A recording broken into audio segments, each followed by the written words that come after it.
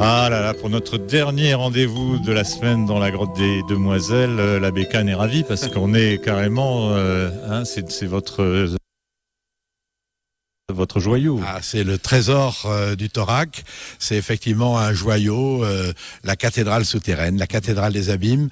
Nous sommes à 70 mètres sous le sommet du plateau et effectivement, nous sommes arrivés d'abord en arrivant à la voûte, c'est la première surprise et la grotte surprend un petit peu les gens et nous descendons ensuite en passant devant les gardes, ensuite devant les grandes orgues magnifiques. Impressionnant. On s'attend à une presque la musique.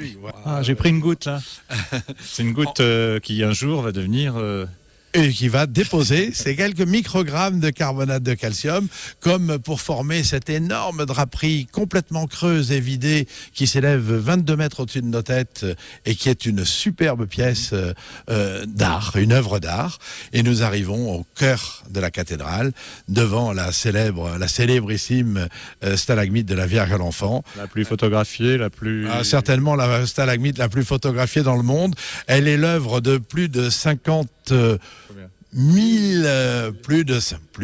au moins 1 à 2 millions d'années. Elle fait 15 mètres de hauteur et elle a poussé exactement au cœur de la salle de la cathédrale. Toi qui n'arrêtes pas de les visiter, les dimensions, c'est quoi en gros? Les dimensions sont assez surprenantes. 120 mètres de longueur, 52 mètres de hauteur et 48 mètres de largeur. Et comme disent les enfants, c'est même pas vrai parce que il y a le fabuleux rideau aux 1000 colonnes qui sépare la nef centrale d'une petite nef latérale où nous allons passer pour sortir avant de passer dans la salle de la musique parce qu'ici dans les Cévennes, on fait chanter les pierres. Et ton endroit préféré dans cette salle? Je sais qu'il y a un endroit que tu aimes bien. Moi, je pense que c'est ici, sans aucun visiteur, à écouter les gouttes d'eau tombées. Une goutte d'eau qui tombe de 50 mètres de hauteur, ça fait beaucoup de bruit. Ça fait comment? Et c'est fantastique. Oh, tu le veux? Ça fait platch. Ça fait platch. Oui, mais il y avait aussi les feuilles de palmier et la draperie. Oui. Ben, ça, c'est l'œuvre de milliers d'années et de gouttes d'eau qui patiemment ont construit. Parce que l'eau, dans une grotte, a d'abord un rôle destructeur. Elle crée le vide et ensuite, goutte à goutte, elle construit un décor complètement baroque, effectivement. Alors, ce qu'il faut aussi dire, c'est qu'ici, dans cette salle, il y a des moments de spectacle, il y a des joyaux aussi. Exactement, il y a des moments de spectacle. On a chaque année, depuis 15 ans, un concert à but humanitaire le 2e vendredi de juin.